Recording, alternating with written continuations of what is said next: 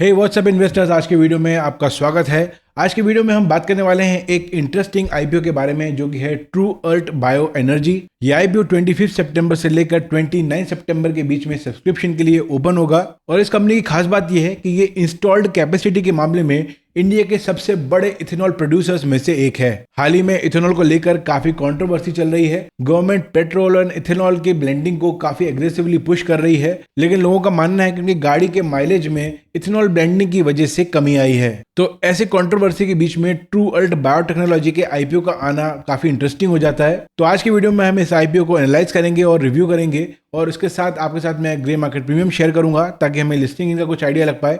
Company के बारे में जानेंगे, इसके फाइनेंशियल्स चेक करेंगे, देखेंगे कौन कौन इनके कॉम्पिटिटर्स हैं। इसके बाद इस आईपीओ में अप्लाई करने के पॉजिटिव्स एंड नेगेटिव्स आपके साथ शेयर करूंगा एंड फाइनली अपना ओपिनियन आपके साथ शेयर करूंगा कि क्या मैं इस आईपीओ में अप्लाई करने वाला हूं या इसको अवॉइड करने वाला हूं। तो बने रहिए वीडियो में एंड तक, और अगर आप इस वीडियो को पूरा देखेंगे तो आपके मन में कोई भी कंफ्यूजन नहीं होगा कि क्या इस आईपीओ में आपको अप्लाई करना है या अवॉइड करना है, लिस्टिंग गेन के लिए अप्लाई करना है या लॉन्ग टर्म के लिए अप्लाई करना है। लेकिन एक छोटी सी रिक्वेस्ट है कि वीडियो को अभी से लाइक कर दीजिए और चैनल पर पहली बार आए हैं तो चैनल को सब्सक्राइब कर लीजिए, क्योंकि इसी तरह के आईपीओ ब्रेकडाउन आपको इस चैनल पर मिलते रहेंगे। तो चलिए आज का वीडियो स्टार्ट करते हैं। तो सबसे पहले अगर हम ट्रू अर्थ बायो एनर्जी के आईपीओ के लेटेस्ट ग्रे मार्केट प्रीमियम को चेक करें तो यहाँ पर लेटेस्ट जीएमपी चल रहा है 80 रुपीज पर शेयर का, मतलब यहाँ पर करीब 16.13% का गेन होने की संभावना है। पिछले कुछ दिनों के ट्रेंड को देखें तो लगातार ग्रे मार्केट प्रीमियम में सुधार हुआ है, लेकिन जैसे कि आप जानते हैं कि ये कोई ऑफिशियल नंबर नहीं होते हैं और इनको देखकर ही हमें केवल आईपीओ में अप्लाई नहीं करना है, लेकिन फिर भी ये कुछ आइडिया देने के लिए हमें जरूरी होते हैं कि जो अनलिस्टेड स्पेस है वहां पर आईपीओ की कैसी डिमांड है। तो लेटेस्ट ग्रे मार्केट प्रीमियम के अपडेट्स के लिए आप मेरा व्हाट्सएप चैनल ज्वाइन कर सकते हैं, जिसकी लिंक आपको डिस्क्रिप्शन में मिल जाएगी, या फिर आप आई बटन पर क्लिक करके भी उसको ज्वाइन कर पाएंगे।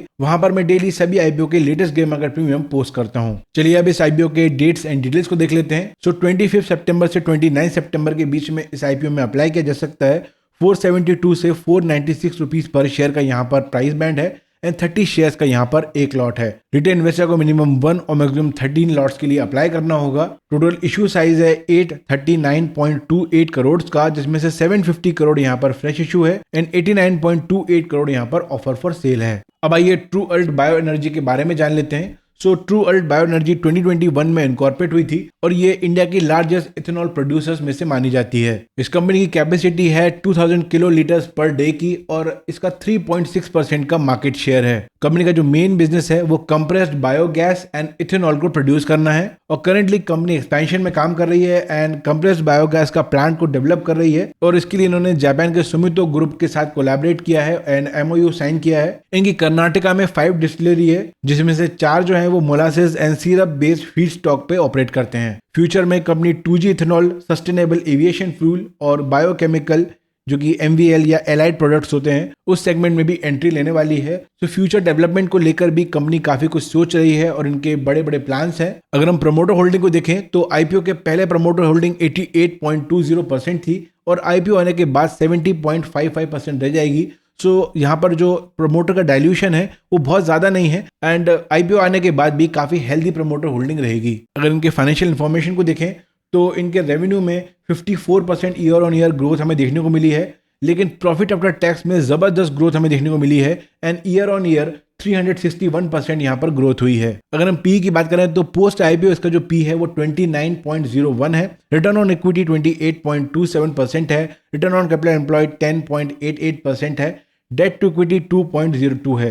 सो ये हमें बताता है कि डेट कंपनी पे काफी ज्यादा है, कंपनी ओवर लेवरेज्ड है और ये एक यहाँ पर नेगेटिव पॉइंट नजर आता है। रिटर्न ऑन नेटवर्थ जो है वो 19.07% है, प्रॉफिट मार्जिन 7.69% है, EBITDA मार्जिन 16.20% है and price to book value 4.56% है।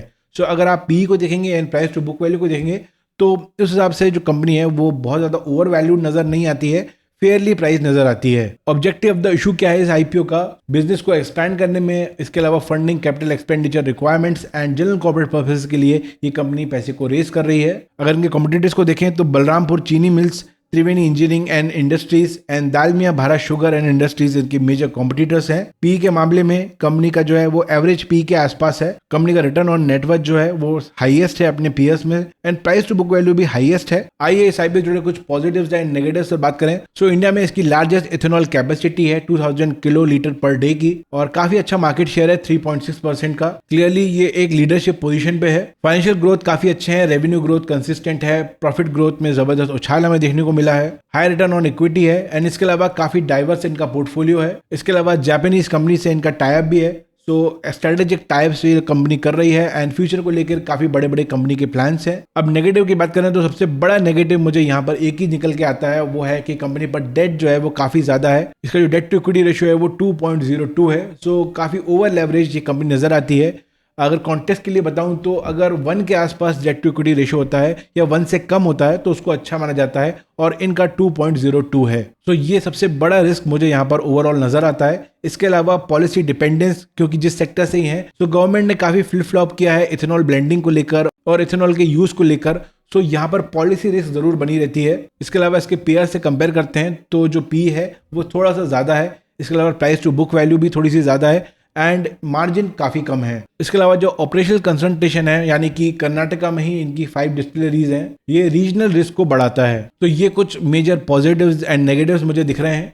अब बात करें कि क्या इस आईपीओ में अप्लाई करना चाहिए या अवॉइड करना चाहिए, तो कंपनी ग्रोथ और इथेनॉल की लीडरशिप जो है वो काफी इंप्रेसिव है, लेकिन कंपनी का जो हाई डेट है और जो पॉलिसी रिस्क है उसको इग्नोर नहीं किया जा सकता है। अगर ग्रे मार्केट प्रीमियम को देखें तो एक्सपेक्ट किया जा सकता है कि शॉर्ट टर्म में ठीक ठाक लिस्टिंग गेन हमें यहाँ पर देखने को मिल जाए और 15 से 20% का लिस्टिंग गेन यहाँ पर हमें देखने को मिल सकता है, लेकिन उसके लिए मार्केट कंडीशन भी फेवरेबल रहना चाहिए। मार्केट भी जो है वो पिछले कुछ दिनों से थोड़ा सा नेगेटिव टेरिटरी में जा रहा है। तो अगर इस तरीके से अगर मार्केट लगातार गिरता रहता है तो इसका जो जीएमपी है उसमें भी गिरावट आएगी और बड़े लिस्टिंग गेन होने के चांसेस वहां से कम हो जाते हैं। लॉन्ग टर्म को लेकर मुझे लगता है यहाँ पर काफी रिस्क है एंड लॉन्ग टर्म इन्वेस्टर्स को यहाँ पर केयरफुल रहना चाहिए। बाकी ये मेरे पर्सनल ओपिनियन है, ये वीडियो केवल एजुकेशनल पर्पस के लिए है। अगर आज की वीडियो को लेकर आपके मन में कोई सवाल है तो आप कमेंट सेक्शन में पूछ सकते हैं और अगर आज का वीडियो पसंद आता है तो वीडियो को लाइक कीजिए। चैनल में पहली बार आए तो चैनल को सब्सक्राइब कर लीजिए, बेल आइकन प्रेस कीजिए ताकि आने वाले वीडियोस के अपडेट आपसे मिस ना हो। मैं मिलूंगा नेक्स्ट वीडियो में। Take care and have a great day.